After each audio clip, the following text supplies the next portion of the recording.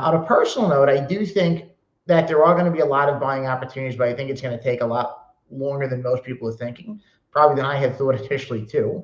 I see a lot of them getting pushed back to after the election in November, and I don't think it's going to be beneficial for either party or either candidate to have a whole bunch of commercial real estate loans failing, which could potentially lead to bank runs before the election.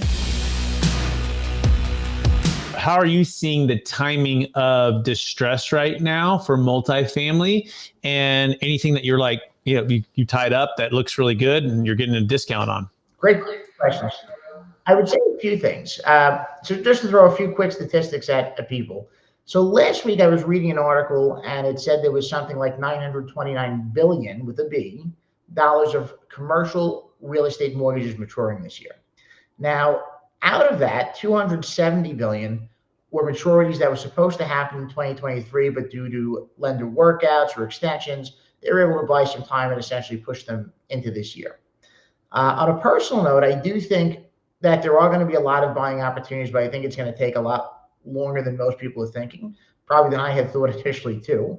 I see a lot of them getting pushed back to after the election in November, and I don't think it's going to be beneficial for either party or either candidate to have a whole bunch of commercial real estate loans failing, which could potentially lead to bank runs before the election. So I do think you'll see a lot of lenders work things out with borrowers until after that happens, and probably really initiate one next year even. But I agree with you, Brett. I think there's going to be a lot of great buying opportunities. I think there's going to be a lot of deals that are failing. There was another report that I was reading this morning from Newmark, and Newmark's a well-established, well-positioned firm in the commercial real estate space. With their report, they showed that there was 62% of loan maturities in the multifamily space that could be in trouble.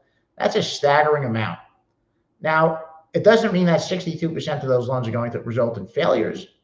Some of them will get worked out. Some of them will refinance. Others may just wind up selling and getting enough to satisfy the mortgages.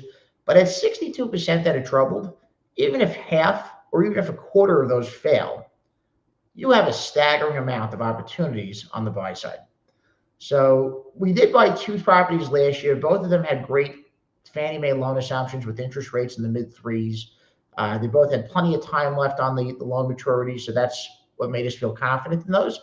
But right now, with anything we're looking at, I'm being very cautious because I am expecting property values to drop considerably more from where they are now.